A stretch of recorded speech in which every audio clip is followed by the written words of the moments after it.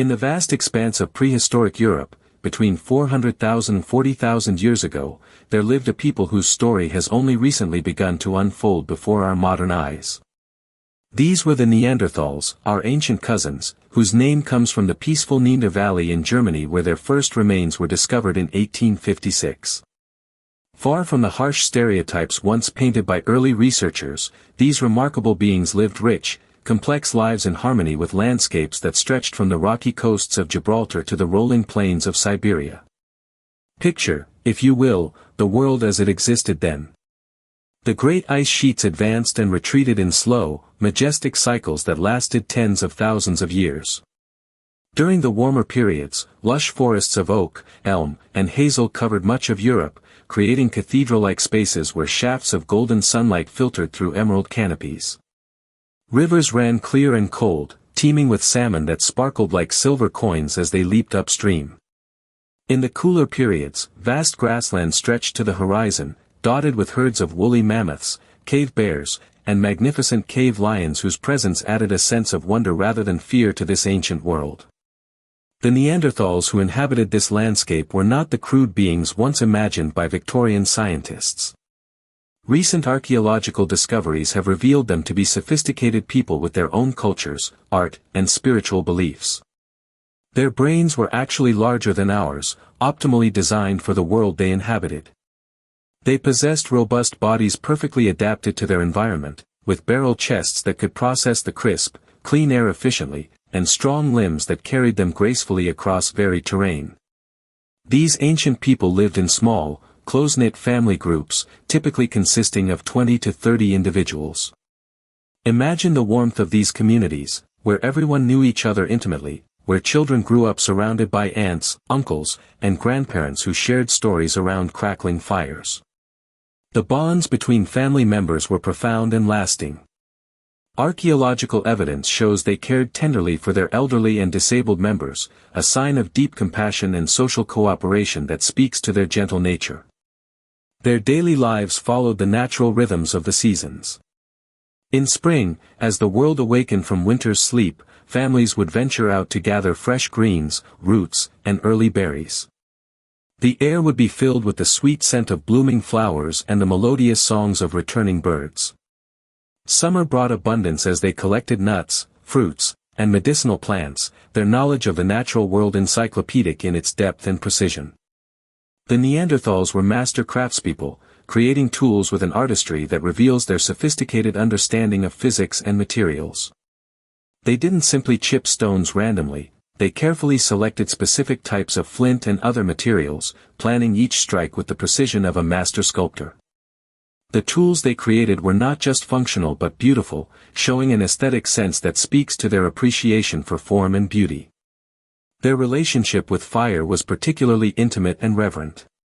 They maintained hearths that burned continuously for months, creating warm, welcoming spaces that served as the heart of their communities.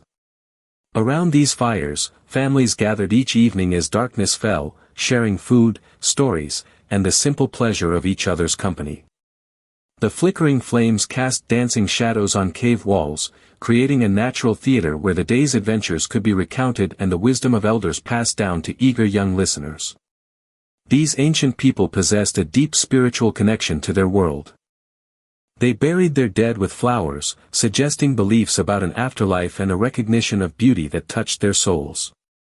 They created the first known jewelry, crafting necklaces from shells, teeth, and colorful stones. These weren't mere decorations but expressions of identity, status, and perhaps spiritual protection. The landscape they inhabited was one of breathtaking beauty and abundance. Vast cave systems provided natural shelters, their interiors cool in summer and protected from winter winds. Many of these caves overlooked rivers or valleys, offering panoramic views of their territories. Inside, the constant temperature created perfect conditions for their families to thrive, with enough space for privacy when needed and communal areas where the group could gather. Their hunting practices were cooperative and respectful, viewing the animals they pursued not as mere resources but as fellow inhabitants of their shared world. They understood the migration patterns of herds, the seasonal behaviors of different species, and the delicate balance that maintained the ecosystem's health. When they took an animal's life, it was done with purpose and gratitude, using every part of the creature in ways that honored its sacrifice. The children of these communities grew up in environments rich with learning opportunities. From their earliest years, they observed and participated in the activities that sustained their families. Young ones learned to identify edible plants by walking with their grandmothers through meadows alive with butterflies and bees. Boys and girls alike learned the art of toolmaking, their small hands guided by patient adults who understood that mastery came through practice and observation. Language flowed among these people, though it may have sounded different from our modern tongues. Recent studies suggest they possessed the physical ability for complex speech, and their sophisticated toolmaking and cooperative behaviors indicate communication systems rich enough to transmit detailed cultural knowledge across generations.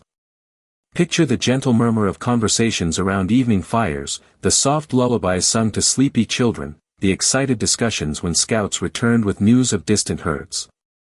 Their clothing was practical yet beautiful, crafted from carefully prepared animal hides that were soft and supple. They likely decorated these garments with patterns that held cultural significance, using natural dyes from berries, ochre, and other materials. Wearing these clothes wasn't just about protection from the elements but also about expressing identity and belonging within their communities. The medical knowledge of these ancient people was surprisingly sophisticated. They used various plants for healing, understanding which herbs could ease pain, reduce fever, or help heal wounds.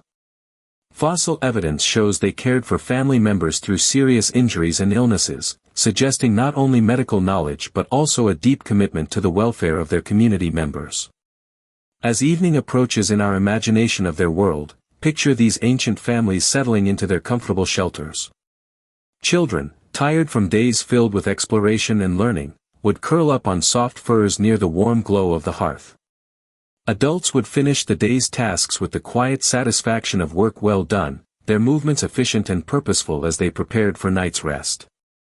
The sounds of their world as darkness fell would have been profoundly peaceful, the gentle crackling of fires, the soft breathing of sleeping children, the distant call of night birds, and perhaps the low, comforting murmur of adults sharing quiet conversation before sleep claimed them.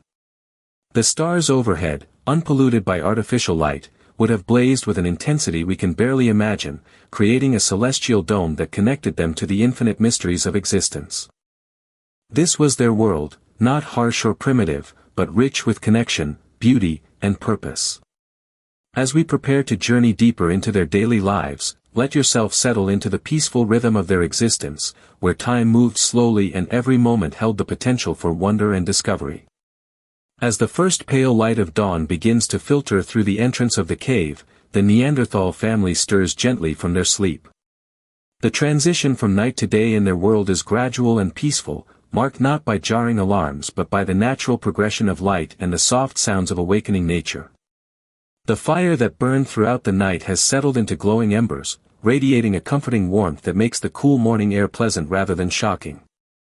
The eldest woman of the group, whose wisdom guides many of the family's daily decisions, is often the first to rise.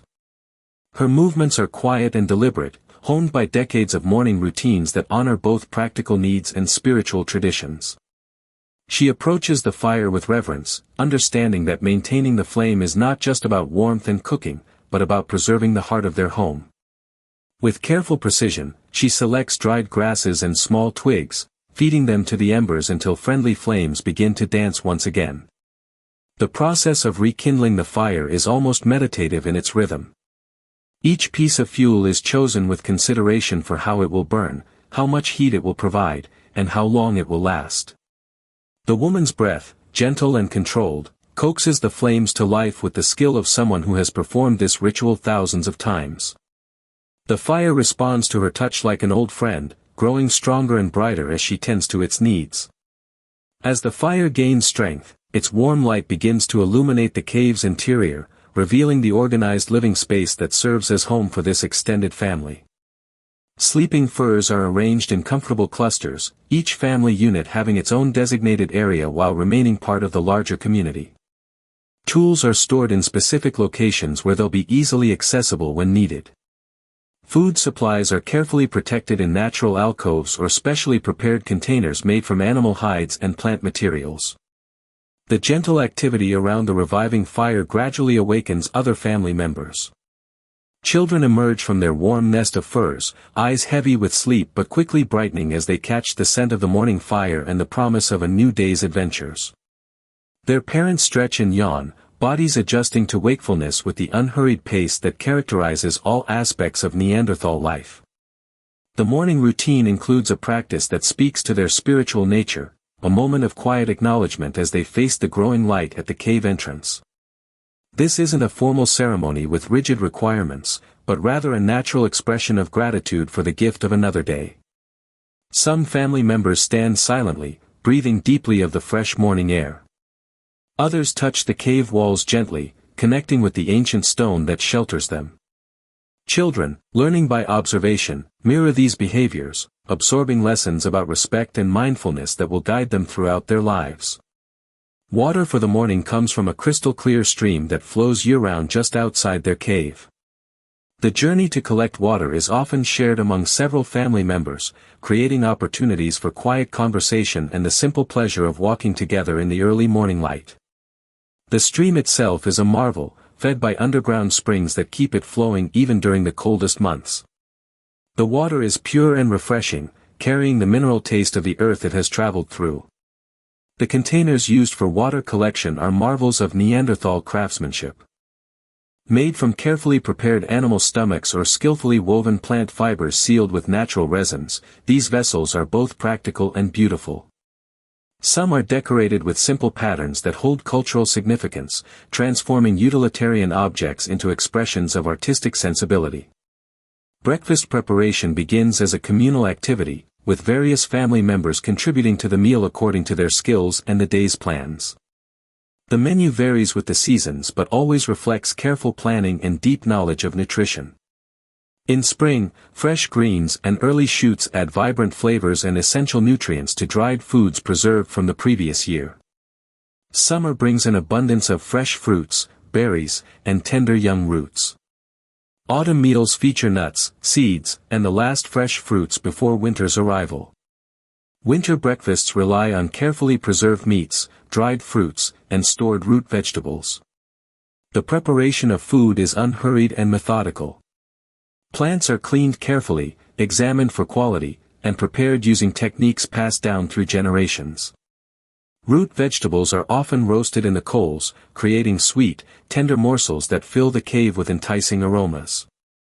Berries might be mixed with nuts and formed into small cakes that provide sustained energy for the day's activities. Meat, when included in the morning meal, comes from animals hunted with respect and used completely. Nothing is wasted in Neanderthal culture, every part of an animal serves some purpose, whether for food, tools, clothing, or shelter. The meat is often dried or smoked for preservation, then prepared in small portions that complement the plant foods that form the majority of their diet. As the family shares their morning meal, conversation flows naturally. Plans for the day are discussed, with input from various family members depending on their expertise and interests. Hunters might report on animal signs they've observed, gatherers might share knowledge about where the best plants can be found, and craftspeople might discuss ongoing projects that need attention. The children are integral participants in these discussions, their questions and observations valued as contributions to the family's collective wisdom. A young child's report about an interesting insect discovered the previous day might lead to a discussion about seasonal changes. A teenager's suggestion about a new tool design might spark creative problem-solving among the adults. Decision-making in Neanderthal families appears to have been collaborative rather than hierarchical.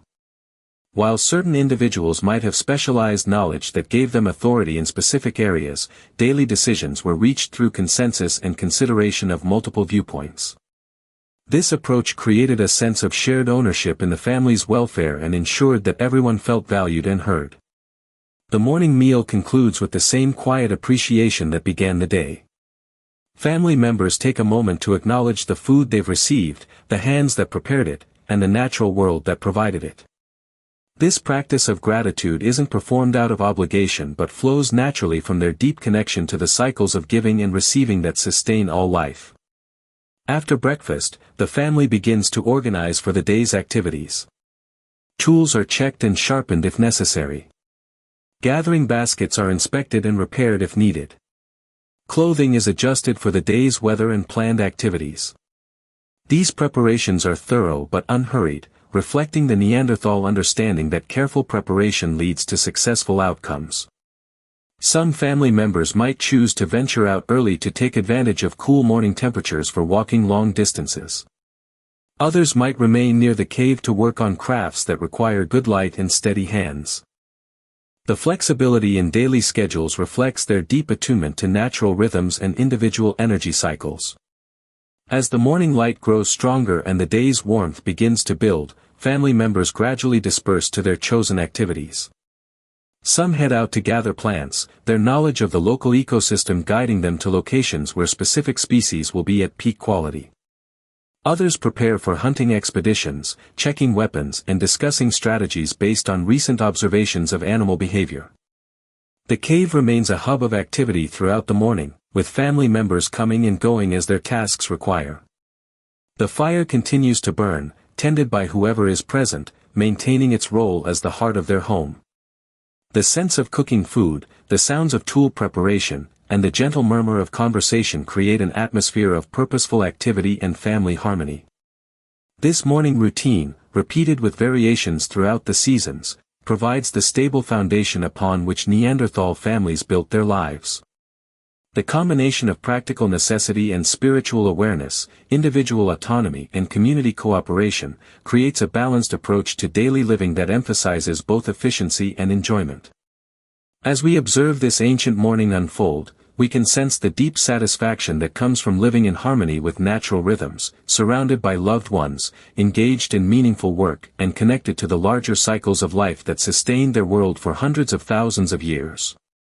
As the morning sun climbs higher in the sky, casting longer shadows and warming the earth with its gentle rays, several family members prepare for one of the most fundamental and peaceful activities of Neanderthal life, the gathering of wild foods. This practice represents far more than simple foraging, it embodies a deep, intuitive relationship with the natural world that has been cultivated over countless generations. The gathering party typically consists of women and children, though men often participate when their hunting duties don't call them elsewhere. This isn't a rigid division based on ability, but rather a natural arrangement that allows different family members to develop specialized knowledge while maintaining flexibility when circumstances require it. The group that forms on this particular morning includes a grandmother whose knowledge of plants is encyclopedic, 2 adult women in their prime gathering years, and 3 children ranging from a curious toddler to a confident teenager. Before departing, the gathering party takes time to prepare their tools and containers with the same careful attention that marks all Neanderthal activities. Their primary tools are simple but ingeniously designed, digging sticks made from carefully selected and shaped wood, baskets woven from flexible plant fibers, and leather pouches for seeds and small items. Each tool has been crafted by the person who will use it, ensuring a perfect fit for their hands and working style. The baskets deserve special mention for their beauty and functionality. Woven from strips of birch bark, willow shoots, or other flexible materials, they're both lightweight and remarkably strong. The weaving patterns aren't merely functional but display an aesthetic sensibility that transforms utilitarian objects into works of art. Some baskets are left in their natural colors, while others incorporate dyed materials that create subtle geometric patterns. The knowledge required for successful gathering has been accumulated over thousands of years and passed down through generations with meticulous care.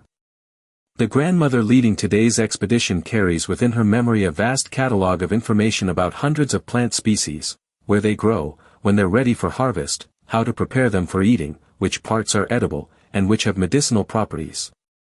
As the group walks away from the cave, their destination is not random but carefully chosen based on recent observations and seasonal timing. The grandmother has been monitoring various plant communities throughout the spring, noting when different species reach optimal ripeness. Today's journey will take them to a meadow where wild garlic is at its peak, then to a hillside where early berries are beginning to ripen, and finally to a stream bank where edible roots are ready for harvest. The pace of their walk is unhurried and contemplative, allowing everyone to observe and learn from their surroundings. The children ask questions about everything they see, why certain plants grow in specific locations, how to tell when fruits are ripe, which animals create different types of tracks in the soft earth. The grandmother and other adults answer these questions with patience and detail, understanding that this knowledge represents their family's survival insurance. The first stop on their gathering expedition is a sunlit meadow where wild garlic grows in abundance. The plants are easy to identify by their distinctive arrow-shaped leaves and pungent, onion-like scent. The grandmother demonstrates the proper technique for harvesting, carefully digging around each plant to preserve the root system for future growth, taking only what the family needs, and leaving the largest, healthiest plants to continue producing seeds for next year's crop. The children learn by watching and gradually participating under close supervision. The youngest ones are given simple tasks like carrying harvested plants to the baskets, while older children practice the more complex skills of identification and selective harvesting.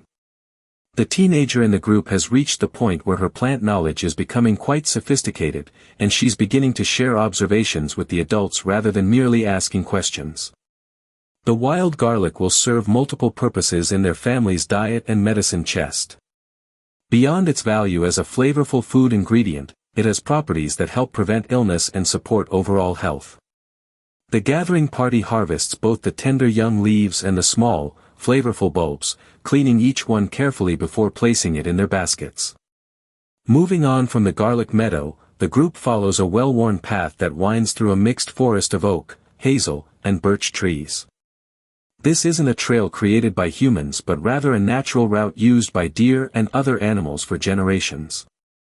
The Neanderthal family has learned to read these animal paths as indicators of the safest and most efficient routes through their territory. Along the way, they make numerous small discoveries that add to their day's harvest. A patch of tender young fern fiddleheads provides vitamin-rich greens for their evening meal. A fallen log yields several varieties of edible mushrooms that the grandmother identifies with confidence born of decades of experience. Wild strawberry plants offer a handful of sweet, tiny fruits that disappear immediately into eager mouths. Each plant encountered becomes an opportunity for teaching and learning. The grandmother explains not only which plants are safe to eat but also which parts of each plant are edible, when they're at their best, and how they should be prepared. She shares stories about plants that have saved her family during difficult times, creating connections between practical knowledge and family history that help ensure the information will be remembered.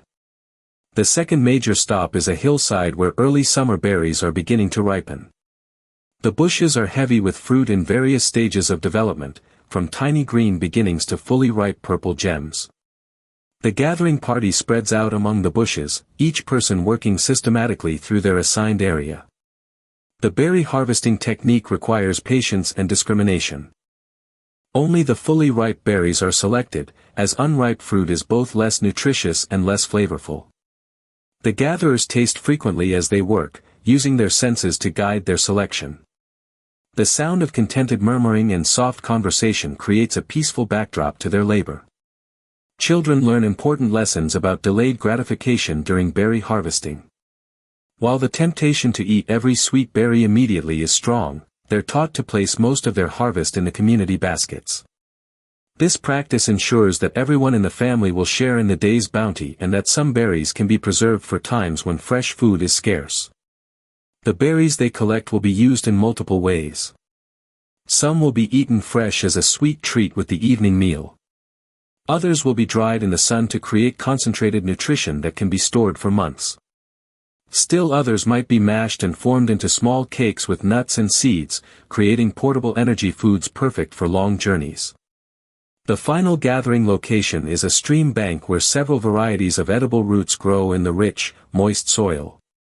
Root vegetables represent one of the most reliable food sources available to Neanderthal families, as they're available throughout most of the year and provide steady nutrition that complements the more seasonal fruits and greens. Harvesting roots requires different skills and tools than gathering surface plants.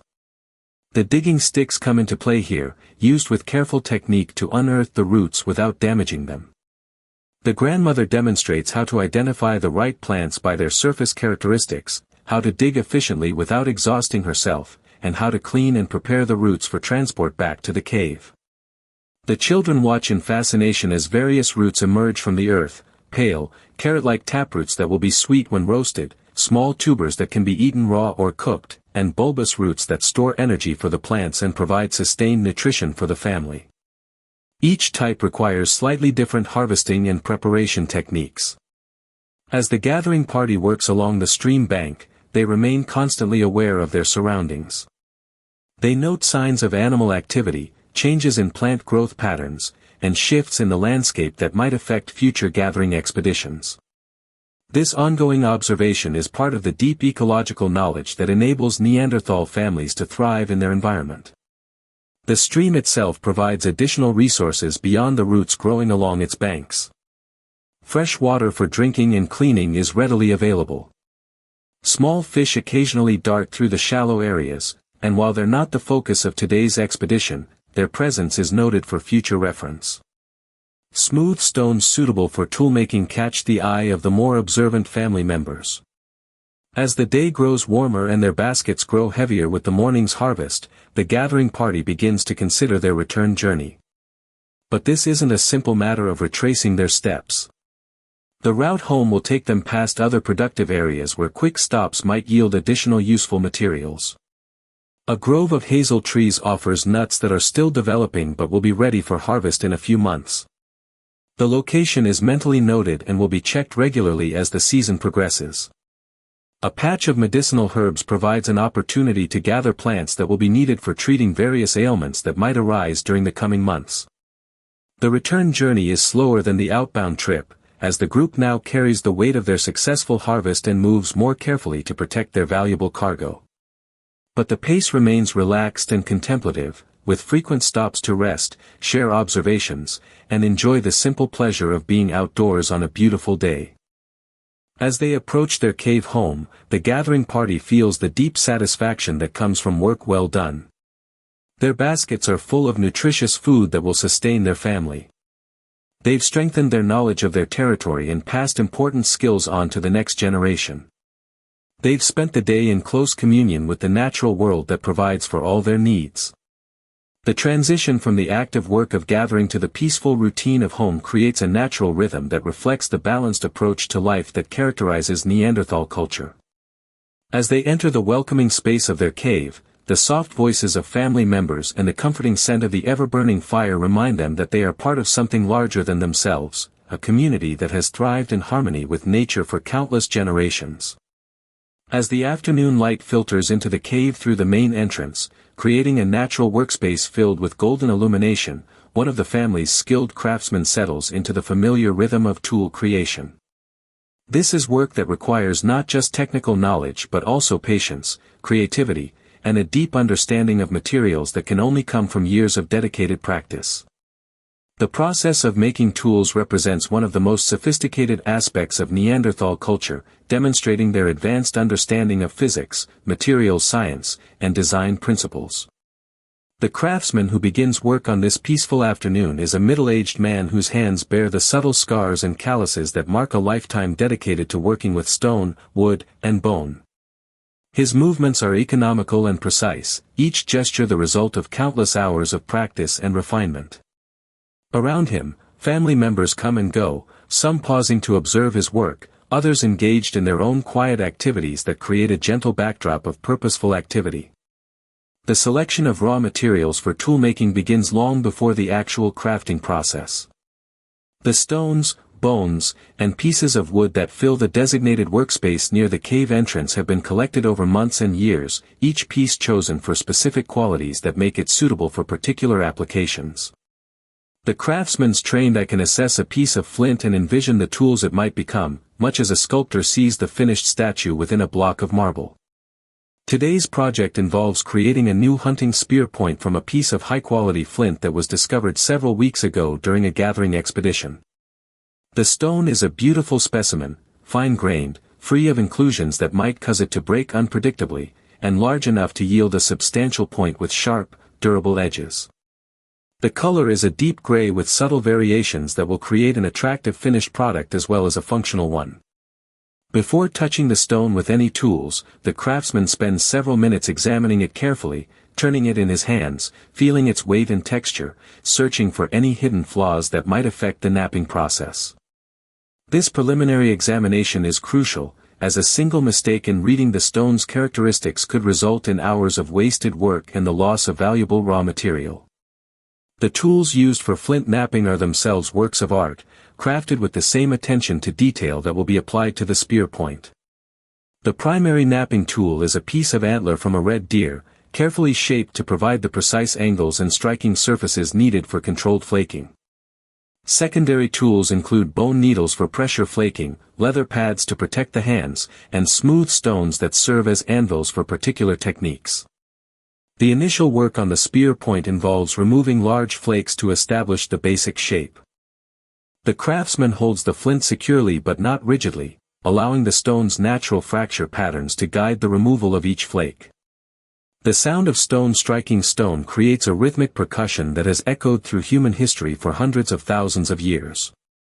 Each blow of the knapping tool is calculated and controlled. The angle of strike, the force applied, and the exact point of contact all influence how the flake will separate from the core stone. Too much force and the stone might shatter beyond usefulness. Too little force and the flake won't separate cleanly.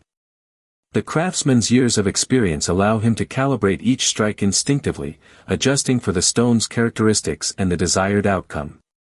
As the work progresses, the basic outline of the spear point begins to emerge from the original piece of flint. The craftsman pauses frequently to assess his progress, turning the stone to examine it from different angles, running his fingers along the developing edges to check their sharpness and symmetry. These evaluations inform each subsequent decision about where and how to remove the next flake. The more detailed work of shaping the spear point requires a shift to finer tools and more precise techniques. Pressure flaking, accomplished with bone tools and careful hand pressure rather than percussion, allows for the removal of smaller, more controlled flakes that refine the tool's shape and create the razor-sharp edges that will make it effective for hunting. The attention to symmetry in Neanderthal tools reveals their sophisticated aesthetic sense as well as their understanding of functional design principles. A well-balanced spear point not only looks pleasing to the eye but also flies more accurately and penetrates more effectively. The craftsman works methodically to ensure that both sides of the point develop in harmony, creating a tool that is both beautiful and supremely functional. During the tool-making process, other family members occasionally gather to observe and learn. Children are particularly fascinated by the transformation of raw stone into finished tools, and their questions provide opportunities for the craftsman to share both technical knowledge and cultural wisdom. The youngest observers are content to watch and listen, absorbing lessons through observation that will serve them when they're old enough to begin learning the craft themselves. Older children and teenagers might be invited to try simple knapping techniques under close supervision. The craftsman understands that learning requires hands-on experience, but he also knows that flint knapping can be dangerous without proper instruction. Broken flakes are extremely sharp and can cause serious cuts if handled carelessly. Safety lessons are integrated naturally into the instruction, teaching respect for the tools and materials that are central to their way of life. The wood shaft for the spear represents a different set of skills and considerations. The craftsman has already selected a straight, dense piece of ash wood that has been seasoning in the cave for several months. Ash is prized for spear shafts because it combines strength with flexibility, allowing the spear to bend slightly under stress without breaking. Shaping the wooden shaft requires different tools: sharp stone scrapers for removing bark and smoothing the surface, bone awls for creating holes and grooves, and abrasive stones for final finishing. The work is methodical and meditative, with long periods of repetitive scraping motions that gradually transform the rough branch into a perfectly balanced spear shaft. The craftsman pays careful attention to the wood's grain structure, working with rather than against the natural fibers to maintain maximum strength. Areas that will experience the most stress during use receive extra attention, ensuring that the finished spear will be reliable when needed for hunting. The balance point of the shaft is particularly important, as it affects how accurately the spear can be thrown. Creating the binding that will attach the stone point to the wooden shaft requires yet another set of materials and techniques. Sinew from carefully processed animal tendons provides incredibly strong cordage that becomes even tighter when it dries. The craftsman has prepared this sinew through a lengthy process of cleaning, drying, and splitting that transforms what was once part of an animal's body into a versatile crafting material. The binding process itself is complex and requires considerable skill. The spear point must be positioned precisely on the shaft to ensure proper balance and maximum effectiveness. The sinew wrapping must be tight enough to hold securely but not so tight that it splits the wood or creates stress points that might cause failure during use. As the craftsman works on the binding, he explains to observing family members how different wrapping patterns affect the strength and reliability of the attachment. Some patterns distribute stress more evenly, while others provide better protection against specific types of failure. The choice of pattern depends on how the spear will be used and what kinds of stresses it's likely to encounter. The final steps in spear creation involve testing and fine-tuning. The craftsman hefts the completed weapon, checking its balance and weight distribution. He makes practice throwing motions to ensure that the spear feels comfortable in his hand and flies in a predictable trajectory. Minor adjustments might be made to the grip area or the balance point to optimize the tool's performance. Testing a new spear involves more than just checking its mechanical properties. The craftsman considers how it compares to other spears in the family's hunting arsenal, whether it fills a specific niche in their collection of weapons, and how it might be best employed in different hunting situations. Each tool in a Neanderthal toolkit has its own characteristics and optimal applications. The completed spear represents hours of skilled work and embodies generations of accumulated knowledge about materials, design, and manufacturing techniques. But perhaps more importantly, it represents the craftsman's contribution to his family's welfare and survival. The care and attention invested in its creation reflect the deep responsibility he feels toward providing for his loved ones. As the afternoon light begins to fade and the craftsman sets aside his completed work, there's a palpable sense of satisfaction in the cave. The new spear joins the family's collection of hunting tools, ready to play its part in future expeditions. The scraps of flint left over from the knapping process won't be discarded but will be saved for future projects, as nothing useful is ever wasted in Neanderthal culture. The rhythmic sounds of toolmaking gradually give way to the softer sounds of evening preparations. Family members begin gathering around the central fire, sharing food and conversation as another day of purposeful activity draws to a peaceful close. The newly completed spear leans against the cave wall alongside other tools, silent testimony to the skill, patience, and dedication that characterize the gentle craft of Neanderthal tool creation. As the sun begins its slow descent toward the horizon, painting the sky in soft shades of amber and rose, the Neanderthal family gradually converges around their central hearth for the most contemplative and spiritually rich part of their day. This evening gathering represents far more than simply sharing a meal. It embodies the deep social bonds, spiritual practices, and cultural traditions that have sustained their people through countless generations. The fire that serves as the focal point for this gathering has been maintained continuously for months, its flames fed by carefully selected wood that burns cleanly and provides both warmth and a gentle, flickering light that transforms the cave into a sacred space. The stones that surround the fire pit have been chosen not just for their heat retention properties but also for their appearance, creating a natural altar that commands respect and reverence from all who gather around it. As family members settle into their preferred spots around the fire, each person brings their own unique energy and perspective to the circle.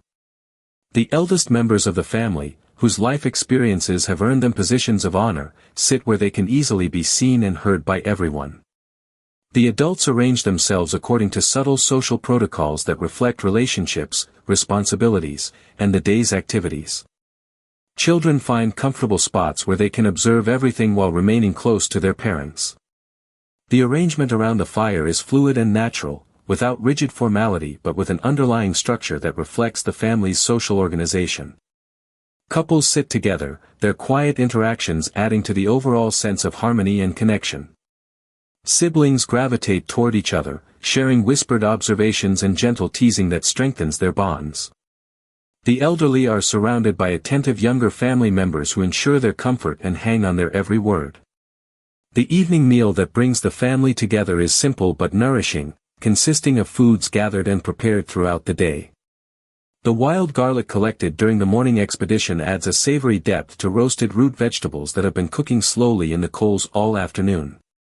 Fresh berries provide sweet punctuation to the meal, while dried meat contributes protein and satisfaction that will sustain the family through the night.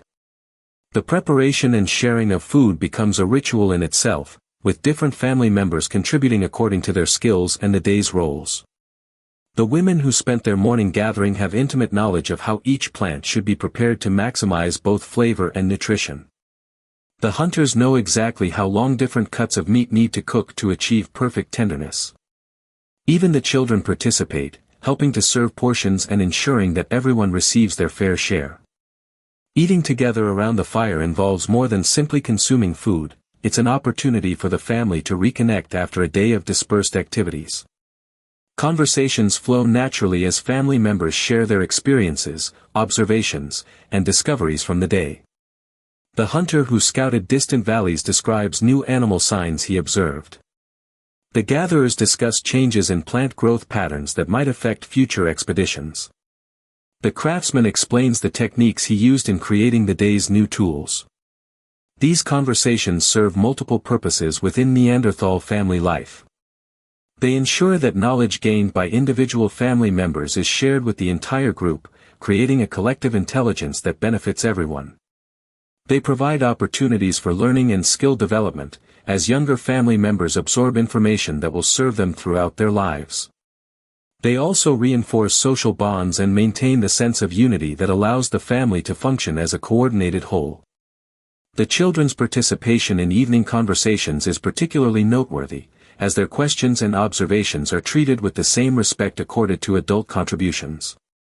A young child's report about an unusual insect discovered during the day might lead to a discussion about seasonal changes and what they mean for upcoming gathering expeditions.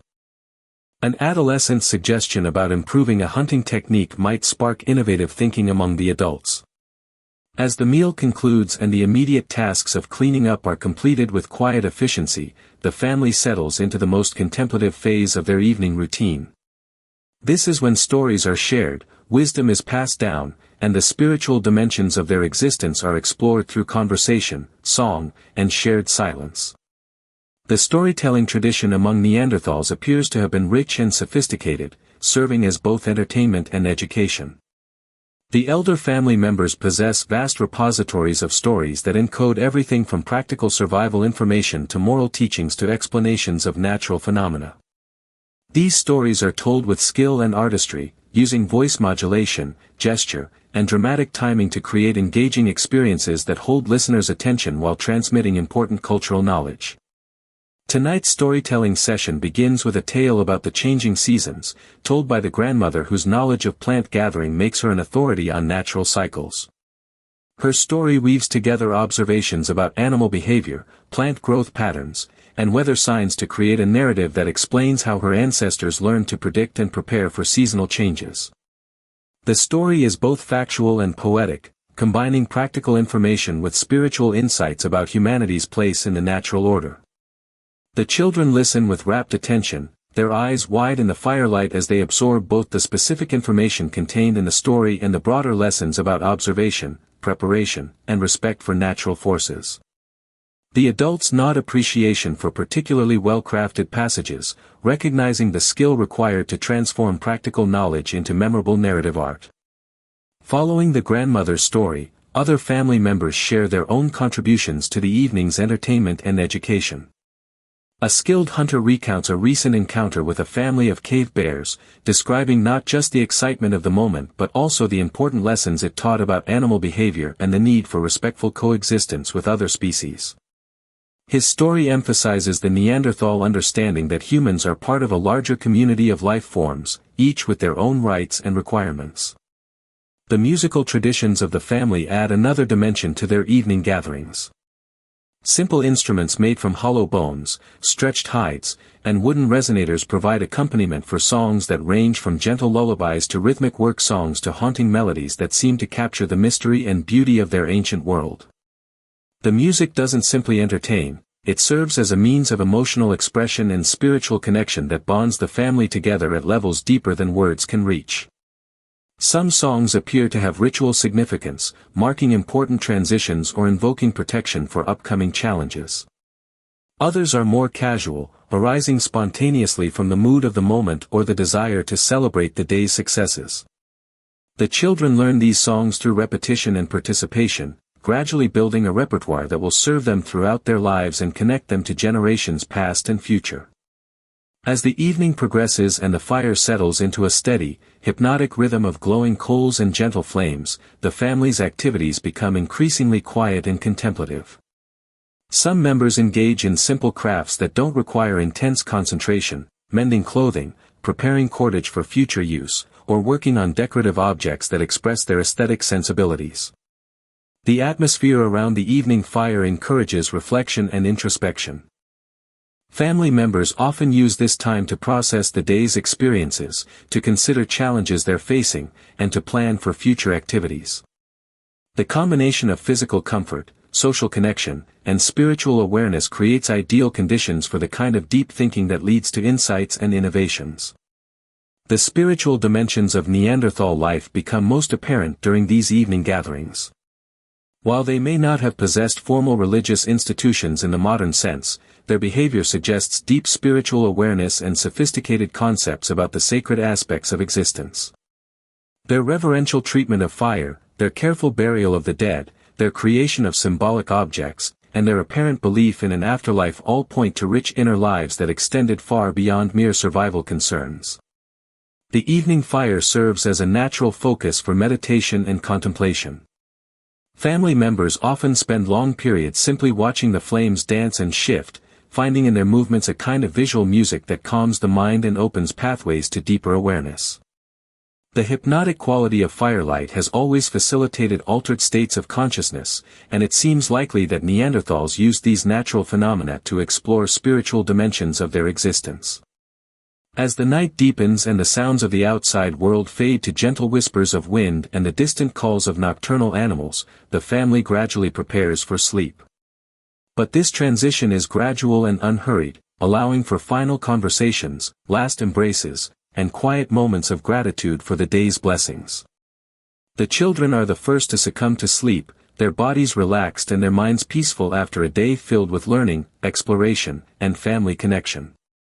They curl up in their warm furs close to the fire, surrounded by the loving presence of their family and soothed by the gentle sounds of adult conversation and the rhythmic crackling of the flames. The adults continue their quiet conversations as the children sleep, sharing thoughts and concerns that are best discussed without young ears present. These conversations might focus on planning for upcoming hunting expeditions, discussing observations about seasonal changes, or simply enjoying the peaceful intimacy that comes from being surrounded by loved ones at the end of a satisfying day. As we observe this ancient family settling into their evening routine, we're struck by the deep sense of contentment and harmony that characterizes their way of life. Their evening gatherings around the sacred fire represent the culmination of daily activities that have been guided by wisdom, cooperation, and respect for the natural world that sustains them. As the deep tranquility of night settles over the cave and its peaceful inhabitants, the boundary between waking consciousness and the mysterious realm of dreams begins to blur in the gentle way that characterized all transitions in Neanderthal life. The family members who remain awake speak in increasingly soft whispers, their voices barely rising above the comforting crackle of the dying fire, creating an atmosphere that naturally invites contemplation of the deeper mysteries of existence. The eldest woman of the family, whose weathered hands have guided so many daily activities and whose memory holds generations of accumulated wisdom, often serves as the keeper of dream knowledge within their community. Her understanding of the significance of dreams and visions represents one of the most sophisticated aspects of Neanderthal spiritual life, revealing a people who recognized connections between the conscious mind, the unconscious depths of the psyche, and the greater mysteries of the natural world. In Neanderthal culture, dreams were not dismissed as mere random brain activity but were understood to be meaningful communications from deeper levels of reality. The night visions experienced by family members were shared, discussed, and interpreted as sources of guidance, warnings, and insight that could inform daily decisions and long-term planning. This dream wisdom represented a practical form of spirituality that integrated seamlessly with their material concerns and survival needs. The process of sharing and interpreting dreams typically begins as family members settle into their sleeping areas, when the day's activities have ended but sleep has not yet claimed everyone. A family member might describe a particularly vivid or meaningful dream from the previous night, offering it to the group for consideration and interpretation. These dream narratives are treated with respect and attention, as community wisdom recognizes their potential significance. Tonight, the grandmother recalls a dream that visited her several nights ago, one that has continued to resonate in her waking thoughts and seems to carry important implications for her family's well-being. In her dream, she found herself walking through a landscape that was familiar yet transformed, where the usual gathering grounds had become more abundant and beautiful than ever before. The plants grew larger and more numerous, the berries hung heavy on their branches, and new species of edible roots appeared in previously barren areas. The dream landscape was illuminated by a soft, golden light that seemed to come from everywhere and nowhere, creating an atmosphere of peace and abundance that filled the dreamer with deep joy and satisfaction. As she moved through this transformed environment, she became aware that she was not alone but was accompanied by figures that she recognized as ancestors, family members who had died in previous years but who appeared in the dream as vital and present as they had been in life. These ancestral figures communicated with her not through words but through a direct transmission of knowledge and feeling that bypassed language entirely. They showed her new gathering techniques, revealed hidden sources of valuable materials, and shared wisdom about seasonal patterns and natural cycles that extended beyond anything she had learned through normal observation and experience. The grandmother's account of her dream captures the attention of all family members, as they recognize in her narrative elements that resonate with their own spiritual understanding and practical concerns. Dreams that feature ancestors are considered particularly significant, as they suggest connections between the living and the dead that transcend the apparent finality of physical death. The interpretation of the grandmother's dream becomes a collaborative process, with different family members offering insights based on their own knowledge and experience. The hunters recognize in her description of the transformed landscape possible references to new hunting grounds that might be worth exploring. The gatherers see potential guidance about optimal timing for upcoming expeditions and possibilities for discovering new food sources. But beyond these practical interpretations, the dream is understood to carry deeper spiritual significance. The presence of ancestors suggests that the family remains connected to previous generations through bonds that death cannot break. The abundance depicted in the dream might represent not just material prosperity but spiritual richness that comes from living in harmony with natural forces and maintaining proper relationships with the sacred dimensions of existence. Other family members are encouraged to share their own recent dreams, creating a tapestry of night visions that reveals the collective unconscious concerns and hopes of the community. A teenage boy describes a recurring dream in which he successfully hunts a magnificent stag, not through violence but through a kind of spiritual communion that results in the animal offering itself willingly for the family's sustenance. This dream is interpreted as a positive sign about the young man's developing hunting skills, but also as an indication of his growing understanding of the proper relationship between hunters and their prey. The spiritual communion depicted in the dream reflects Neanderthal beliefs about the need for respect and gratitude in all interactions with the natural world, including those that involve taking life for survival purposes. A middle-aged woman shares a dream in which she discovered a hidden cave filled with tools and materials left by unknown predecessors. In her dream, these artifacts were not simply objects but carriers of knowledge and power that enhanced her family's capabilities and security. The tools seemed to teach themselves, revealing their proper use through direct contact rather than verbal instruction. This dream resonates with Neanderthal understanding of the continuity between past and present, the idea that knowledge and wisdom accumulated by previous generations remain available to those who know how to access them. The hidden cave might represent unexplored regions of their territory that contain valuable resources, but it might also symbolize unexplored regions of consciousness that contain untapped potential for learning and growth. The sharing of dreams serves multiple functions within the family's social and spiritual life. It provides opportunities for family members to process their unconscious concerns and desires in a supportive environment. It creates a sense of shared experience that strengthens community bonds. It offers practical guidance for upcoming activities and decisions. And it maintains connection with spiritual dimensions of existence that enrich daily life with meaning and purpose. As the dream-sharing session continues, the fire gradually settles into glowing coals that provide warmth without the distraction of active flames. The reduced light creates an intimate atmosphere that encourages increasingly personal and profound sharing. Family members speak of dreams that have visited them repeatedly over years, visions that seem to contain prophetic elements, and night experiences that have provided guidance during difficult periods. The youngest children, those just beginning to remember and articulate their dreams, are encouraged to participate in these discussions even when their narratives are fragmentary or confused. The adults understand that dream consciousness develops gradually and that early experiences lay the foundation for more sophisticated spiritual awareness in later years. Children's dreams are often more vivid and fantastical than adult visions, reflecting their more fluid boundaries between imagination and reality.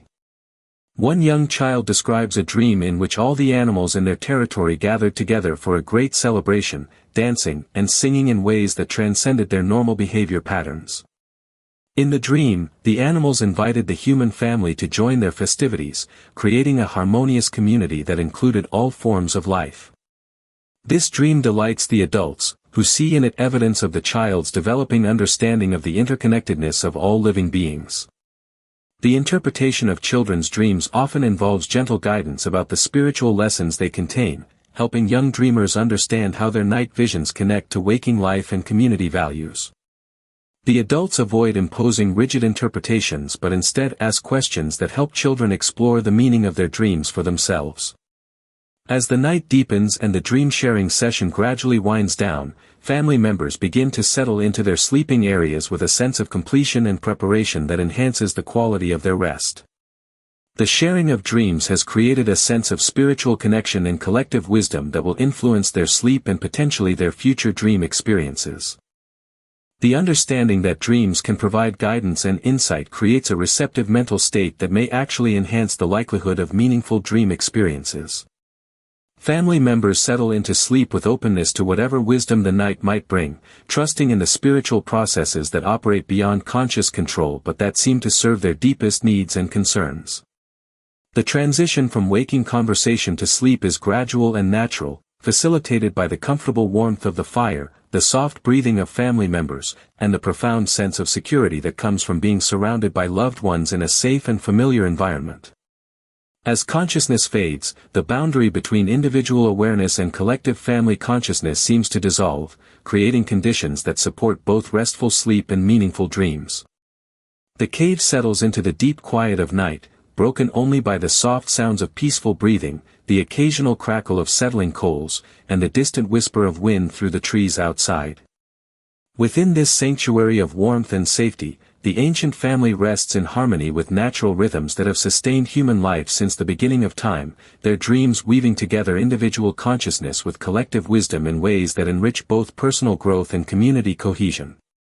In this peaceful environment, where physical needs are met and social bonds are strong, the mysterious processes of sleep and dreaming can fulfill their deepest functions, restoring the body, integrating the day's experiences, and opening pathways to wisdom that transcends ordinary waking consciousness.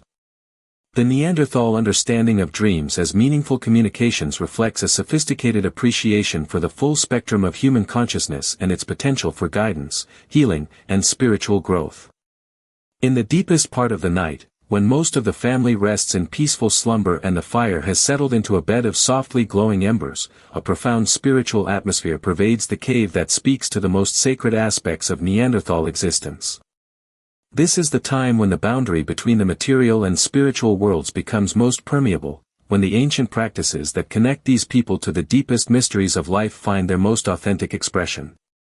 The moon, visible through the cave entrance as a silver disk floating in the star-scattered darkness, has reached its fullest phase, casting ethereal light that transforms the familiar cave environment into something that feels touched by otherworldly presence.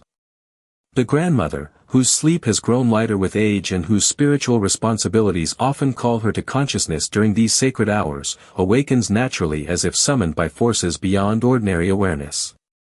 Her movements as she rises from her sleeping furs are careful and deliberate, guided by decades of practice in navigating the cave's geography in darkness.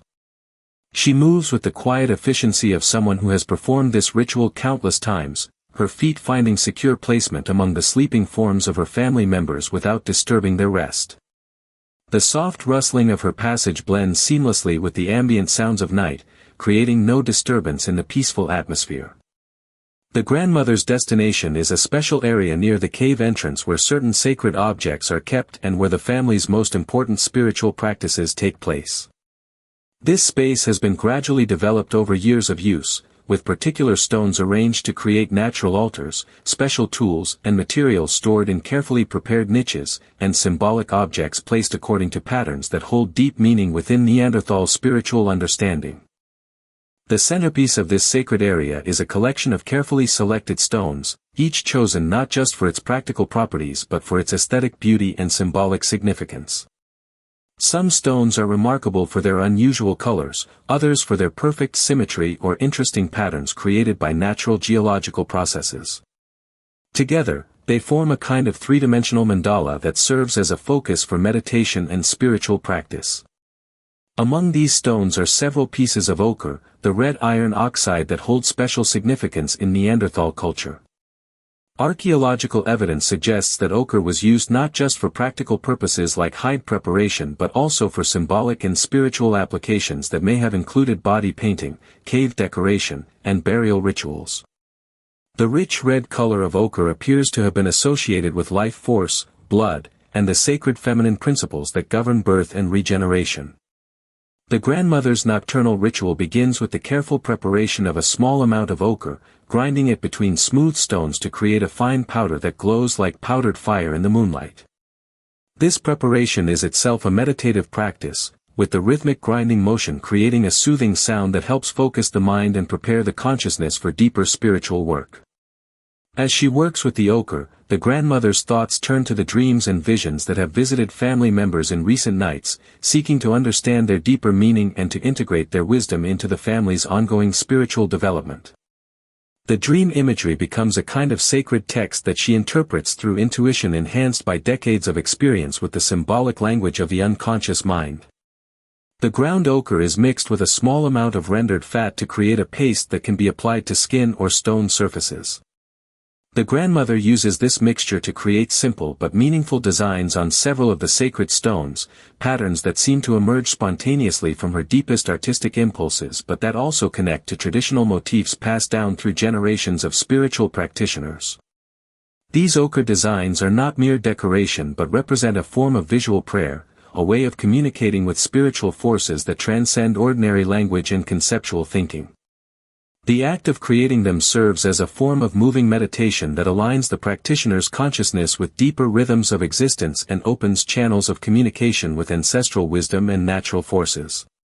The patterns she creates tonight are inspired by recent dreams and visions experienced by family members, particularly the grandmother's own vision of the transformed landscape where ancestors shared their wisdom with the living.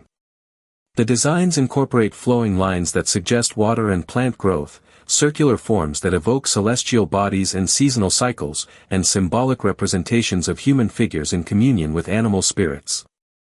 As she works on these sacred designs, the grandmother becomes aware of a subtle presence that seems to hover at the edge of perception. This is not a frightening or disturbing sensation but rather a comforting awareness of being accompanied by benevolent forces that take interest in human spiritual development. The ancestors, she understands, are never truly absent but remain available to guide and protect their descendants through the challenges of earthly existence. The completion of the ochre designs marks a transition to the next phase of the nocturnal ritual, which involves the use of another set of sacred objects that hold particular significance within Neanderthal spiritual practice. These include carefully prepared shells that may have been traded from distant coastal regions, unusual stones that exhibit natural holes or interesting formations, and pieces of shaped bone that serve as tools for divination and spiritual communication. The shells, polished to a lustrous sheen through years of handling, are arranged in patterns that correspond to astronomical observations and seasonal cycles. Their placement creates a kind of natural calendar that helps track the passage of time and anticipate important transitions in the natural world. The grandmother's knowledge of these celestial correspondences represents accumulated wisdom that extends back through countless generations of sky watchers and spiritual practitioners. The bone implements used in divination are masterworks of Neanderthal craftsmanship, carved with symbols and patterns that encode complex spiritual concepts. These tools serve as intermediaries between human consciousness and the hidden forces that shape events in the material world. Their use requires not just technical knowledge but also intuitive sensitivity that allows the practitioner to interpret subtle signs and omens. Tonight's divination session focuses on questions related to the family's welfare in the coming season, particularly regarding the success of upcoming hunting expeditions and the availability of plant foods as autumn approaches. The grandmother casts the bone implements according to traditional methods, then studies their arrangement with the focused attention of someone who understands that spiritual guidance often comes through seemingly random patterns that reveal deeper meanings to trained perception. The results of the divination suggest generally favorable conditions for the family's immediate future, with indications that cooperation and careful planning will lead to successful outcomes in their various endeavors. There are also subtle warnings about the need for increased vigilance regarding certain potential challenges, though these appear to be manageable through the application of traditional wisdom and community cooperation. As the divination session concludes, the grandmother's attention turns to another important aspect of nocturnal spiritual practice: communion with the natural forces that govern the seasonal cycles and that influence all life within their territory. This communion takes the form of silent meditation enhanced by the burning of certain aromatic plants that have been prepared specifically for spiritual purposes. The plants used in these ceremonies include various herbs and resins that produce fragrances believed to facilitate spiritual communication and enhance meditative states. When burned, they release subtle scents that seem to alter consciousness in gentle ways, creating openness to spiritual influences while maintaining grounded awareness of physical reality. The smoke rises in graceful spirals that seem to carry prayers and intentions into the ethereal realms where spiritual forces operate. During this meditative phase of the ritual, the grandmother's consciousness expands to encompass the entire landscape that surrounds their cave home. She becomes aware of the sleeping animals in their dens and burrows, the dormant plants gathering energy for continued growth, the underground streams that maintain their eternal flow, and the subtle movements of air and energy that connect all elements of the ecosystem into a unified whole. This expanded awareness brings with it a profound sense of peace and connection that transcends ordinary concerns about survival and daily activities. The grandmother experiences herself as part of a vast, interconnected web of existence that includes all life forms, all natural phenomena, and all spiritual forces that operate within the material world. This feeling of cosmic unity represents the highest achievement of Neanderthal spiritual practice. As the meditation deepens, the grandmother becomes receptive to subtle communications from the natural world that might provide guidance for her family's future activities. These communications don't come in the form of explicit messages but rather as intuitive insights and heightened sensitivity to natural signs that will help inform daily decisions in the weeks and months ahead. The sounds of the night world form a natural soundtrack for these spiritual practices: the soft hooting of owls in the distance, the rustle of leaves in the gentle wind, the far-off howl of wolves that speaks to the wild freedom that still exists beyond human settlements.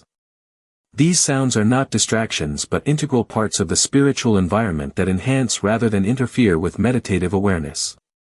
As the moon begins its slow journey toward the western horizon and the first subtle hints of dawn appear in the eastern sky, the grandmother's nocturnal ritual gradually comes to its natural conclusion. The sacred objects are returned to their proper places with the same reverent care that marked their use. The ochre designs are left to dry and fade naturally, their spiritual purpose fulfilled through the act of creation rather than through permanent preservation. The transition back to ordinary consciousness is as gradual and gentle as the transition into spiritual awareness was earlier in the night. The grandmother settles back into her sleeping area with a profound sense of completion and spiritual renewal that will influence her consciousness and decision-making in the days ahead. The wisdom gained through nocturnal spiritual practice becomes integrated into daily life, creating seamless continuity between sacred and secular activities. As she prepares to return to sleep, the grandmother offers a silent prayer of gratitude for the spiritual insights received during the night's ritual and for the continued protection and guidance that spiritual forces provide for her family. This prayer is not addressed to any specific deity but rather to the creative intelligence that manifests throughout the natural world and that responds to human consciousness when approached with proper respect and understanding. The cave settles once again into the deep quiet of night, but the atmosphere has been subtly transformed by the spiritual work that has taken place. The sacred energy generated through ritual practice continues to radiate throughout the space, creating protective influences that will benefit all family members and that will enhance the quality of their dreams and rest during the remaining hours until dawn. As the sacred hours of deepest night gradually give way to the approaching dawn, the cave and its sleeping inhabitants exist in a state of profound tranquility that represents the culmination of their daily cycle of activity and rest. The spiritual practices of the nocturnal hours have infused the atmosphere with a sense of protection and blessing that envelopes each family member like an invisible embrace, ensuring that their sleep remains peaceful and restorative throughout these precious final hours before the new day begins. The transition from night to dawn in the natural world outside the cave is so gradual as to be almost imperceptible at first, marked only by the subtlest shift in the quality of darkness that precedes the actual appearance of light. The stars that have blazed with crystalline intensity throughout the night begin to fade ever so slightly, though they remain visible in the clear sky that covers the Neanderthal family's peaceful domain. Within the cave, the dying embers of the sacred fire continue to provide gentle warmth that maintains the comfortable temperature necessary for deep, healing sleep. The coals glow with a soft red light that pulses gently, creating a hypnotic rhythm that seems to synchronize with the breathing of the sleeping family members. This rhythmic glow serves as a natural nightlight that provides just enough illumination to maintain spatial orientation without disturbing the darkness necessary for profound rest. The grandmother, having completed her nocturnal spiritual practices and returned to her sleeping area, drifts in and out of the light sleep that characterizes the final hours before dawn. Her consciousness floats in the liminal space between waking and sleeping, where insights from the night's ritual work continue to percolate through her awareness, integrating with memories and experiences to create new understanding and wisdom. Her breathing has settled into the slow, deep rhythm that indicates complete physical relaxation and spiritual peace. The tension and concerns of daily life have dissolved completely, replaced by a profound sense of trust in the natural order and confidence in her family's ability to meet whatever challenges the new day might bring. This state of relaxed alertness represents the optimal condition for receiving guidance and inspiration from sources beyond ordinary consciousness. The other adult family members rest in similarly peaceful states, their bodies completely relaxed and their minds free from the anxieties and preoccupations that might disturb sleep in less harmonious circumstances. The physical demands of their daily activities, gathering, hunting, crafting, and caring for family members, have been balanced by adequate rest and nutrition, creating conditions that support deep, restorative sleep. The hunters among the family display the particular type of rest that comes to those who live in intimate contact with the natural world. Their sleep is alert yet peaceful, maintaining the subtle awareness of their environment that has been essential for survival throughout human history. They rest completely while remaining unconsciously attuned to any sounds or sensations that might indicate changes in their surroundings. The children sleep with the profound abandonment that characterizes healthy young people who feel completely secure in their environment. Their small bodies are curled comfortably in their warm furs, breathing rhythmically and peacefully. Their faces, relaxed in sleep, reflect the innocent contentment that comes from days filled with learning, play, and affection from loving family members. The youngest child, still nursing, rests peacefully against her mother's warm body, automatically adjusting her position to maintain optimal comfort without fully awakening. This close physical contact provides not only warmth and nutrition but also the emotional security that supports healthy development and creates the foundation for lifelong mental and emotional well-being. As the hours pass and dawn approaches more closely, subtle changes begin to occur in the natural world outside the cave that signal the approaching transition from night to day. The night sounds gradually fade as nocturnal animals return to their dens and diurnal creatures begin to stir from their own rest. This changing soundscape creates a natural alarm clock that helps regulate the family's sleep cycles in harmony with natural rhythms. The air temperature reaches its coolest point just before dawn, creating conditions that encourage deeper sleep and more vivid dreams. The family members, protected by their warm furs and the residual heat from their fire, remain comfortable throughout this natural temperature cycle. Their bodies automatically adjust to these subtle changes without requiring conscious attention or effort. The first birds begin to sing while the sky is still dark, their melodious calls serving as harbingers of the approaching day. These early morning songs create a natural soundtrack that gradually increases in complexity and volume as more species join the dawn chorus. The family members' unconscious minds register these familiar sounds as positive indicators that all is well in their territory. The quality of air within the cave undergoes subtle changes as the approaching dawn affects atmospheric pressure and air circulation patterns. These microscopic shifts in their environment are detected by the family members' finely tuned senses, even in sleep, contributing to their body's natural preparation for the transition from rest to activity.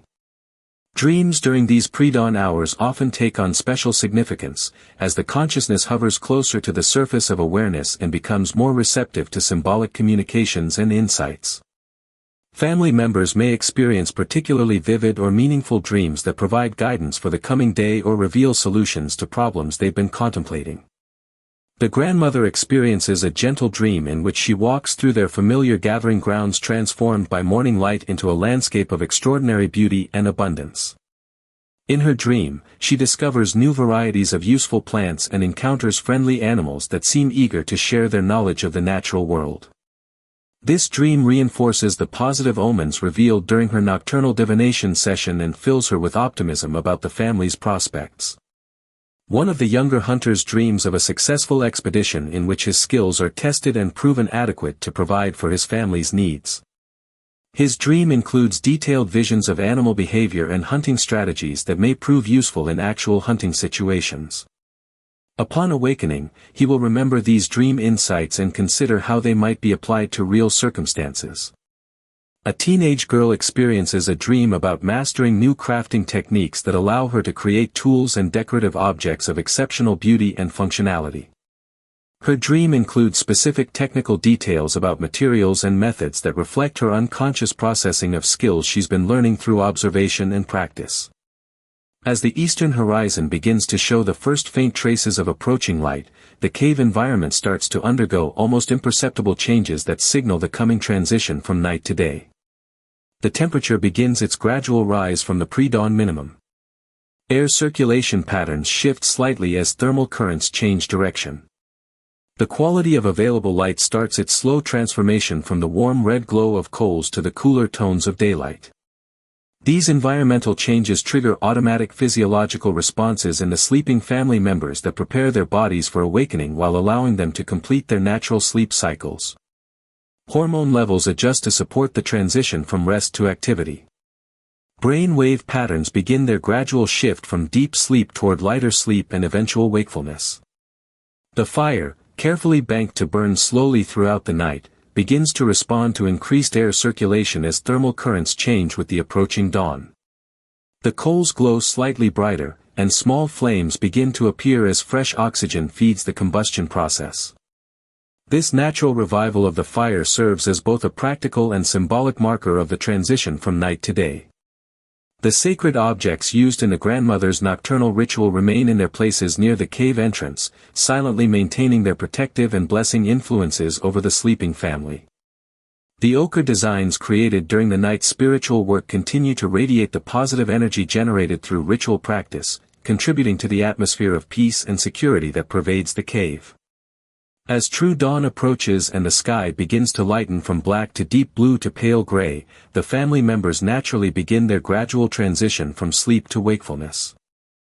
This process is entirely natural and unhurried, following internal rhythms that have been synchronized with celestial cycles through thousands of generations of adaptation to natural living conditions.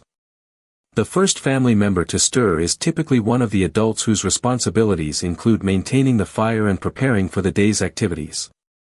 Their awakening is gentle and gradual, characterized by slow movements and quiet attention to their immediate environment. They check the status of the fire, assess the family's condition, and begin to make quiet preparations for the morning routine that will soon engage the entire group. The cave remains peaceful and quiet as these early preparations begin, with activity levels increasing gradually rather than suddenly. The transition from the sacred time of sleep to the active time of daily life occurs seamlessly, maintaining the harmony and balance that characterizes all aspects of Neanderthal family existence. The approaching dawn brings with it the promise of new opportunities for learning, growth, and connection with the natural world that sustains their way of life. Each new day offers fresh possibilities for deepening their understanding of their environment, strengthening their family bonds, and expressing their innate creativity through various forms of craft and artistry. As the final moments of deep night fade away and the gentle light of dawn begins to transform their world once again, the Neanderthal family rests in complete peace, surrounded by love, protected by ancient wisdom, and prepared to embrace whatever gifts and challenges the new day may bring to their harmonious existence. In these final, most precious moments of our journey through the gentle world of our Neanderthal ancestors, we find ourselves in the deepest sanctuary of peace that exists within the realm of human experience. The cave has become more than mere shelter, it has transformed into a sacred space where the boundaries between physical comfort and spiritual transcendence dissolve completely, creating conditions that invite the most profound and restorative rest imaginable. The fire that has served as the heart of family life throughout our exploration now burns with the softest possible glow, its flames reduced to barely visible whispers of light that dance among embers radiating perfect warmth. This gentle radiance creates an atmosphere of absolute security and comfort, banishing any possibility of cold or darkness while maintaining the peaceful obscurity necessary for the deepest levels of consciousness to emerge. The temperature within the cave has reached an ideal equilibrium that requires no adjustment or attention, simply existing as a constant embrace of warmth that supports complete physical relaxation. Every surface touched by sleeping bodies offers perfect support and comfort, as if the very stones of the cave have been shaped by countless generations of peaceful rest into forms that cradle and nurture human repose. The grandmother, whose wisdom and spiritual practices have guided us through the night's sacred journey, now rests in a state of perfect serenity that embodies the highest achievement of Neanderthal consciousness. Her breathing has become so gentle and rhythmic that it seems to merge with the natural rhythms of the earth itself, creating a harmonious resonance that extends beyond individual existence to encompass the eternal cycles of life and rest. Her face, relaxed in the ultimate peace of deep sleep, reflects the accumulated wisdom of a lifetime spent in harmony with natural forces and spiritual truths. The lines carved by years of laughter, concern, and contemplation have softened into expressions of profound contentment and trust. Her hands, which have crafted countless tools, prepared countless meals, and offered countless gestures of love and care, now rest open and relaxed, no longer needing to grasp or accomplish anything. The other family members have similarly surrendered to the deepest levels of rest, their bodies completely supported by their soft furs and their minds free from any trace of anxiety or concern. The hunters rest with the profound peace of those who know their skills are adequate to provide for their loved ones. The gatherers sleep with the contentment of those who understand the rhythms of abundance and scarcity and trust in their ability to find sustenance in any season. The children sleep with the absolute security that comes from being surrounded by unconditional love and protection. Their small bodies rise and fall with breathing so gentle it seems barely to disturb the air around them. Their dreams are filled with images of play, exploration, and discovery that reflect their natural joy in existence and their confidence in the benevolent nature of their world.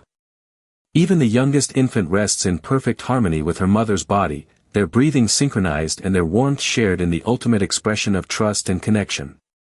This peaceful unity between mother and child represents the foundation of all human security and love, the original sanctuary from which all other forms of comfort and protection eventually derive their meaning. The sacred objects that served in the night's spiritual practices continue to radiate their protective influences, creating invisible shields of blessing that encompass every sleeping form within the cave.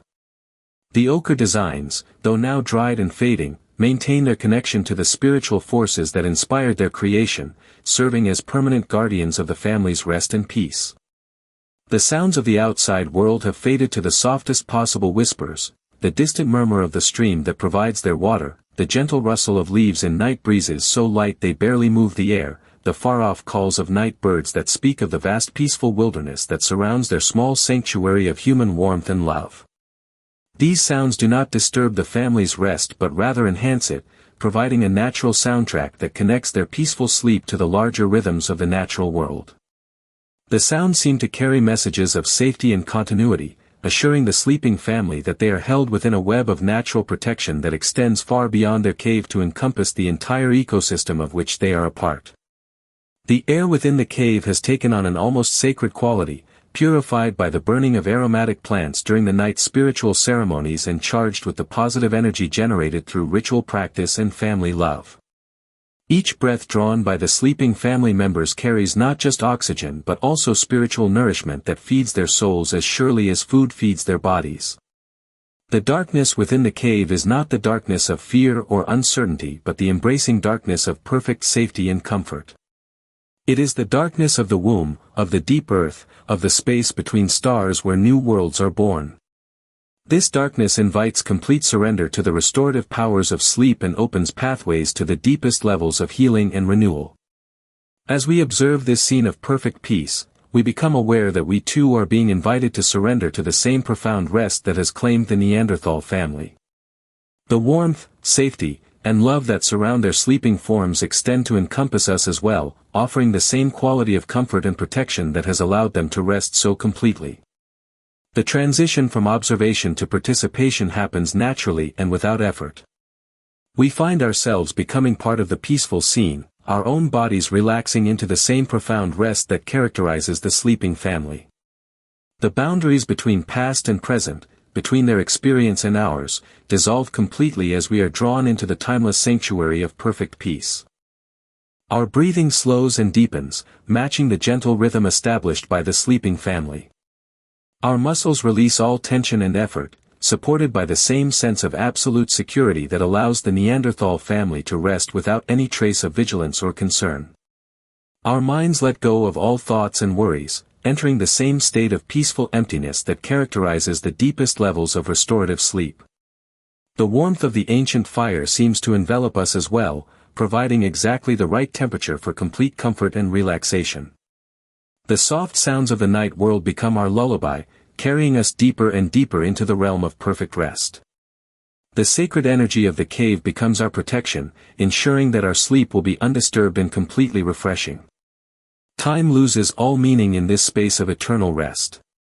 Minutes, hours, days, and years become irrelevant concepts as we enter a state of being that exists outside temporal limitations. We are connected to the same timeless peace that has sustained human rest since the beginning of consciousness, the same sanctuary of renewal that has allowed our species to survive and thrive throughout countless generations. The love that binds the Neanderthal family together extends to include us, creating a sense of belonging and acceptance that dissolves any feelings of separation or isolation. We are part of their circle of warmth and protection, included in their ancient wisdom about the sacred nature of rest and renewal. Their peaceful breathing becomes our breathing, their dreams become our dreams, their profound trust in the benevolent nature of existence becomes our trust. In this ultimate sanctuary of peace, all the struggles and challenges of modern life fade away completely.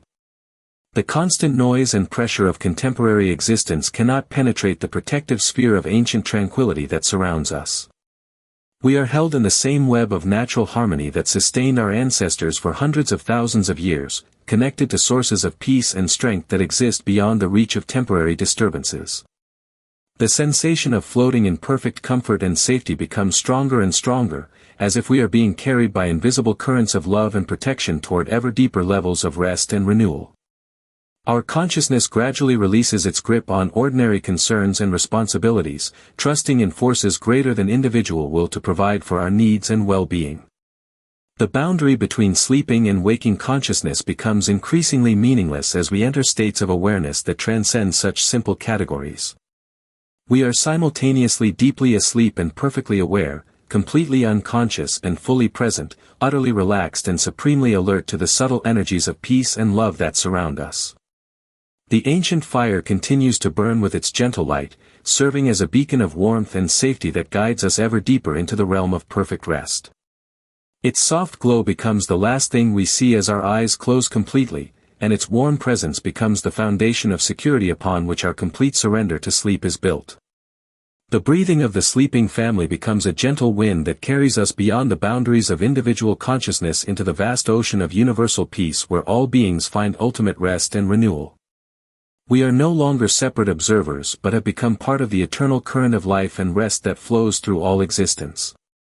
In this final surrender to the deepest possible peace, we join our Neanderthal ancestors in the timeless sanctuary of perfect rest, where love conquers fear, warmth dissolves cold, and the eternal rhythms of life and renewal continue their sacred dance beyond the reach of time and change. Here, In this space of ultimate safety and comfort, we find the rest that heals all wounds, the peace that surpasses all understanding, and the love that sustains all life throughout eternity. The gentle world of our ancient cousins becomes our world, their peace becomes our peace, their rest becomes our rest, as we surrender completely to the sacred gift of perfect, healing, eternal sleep.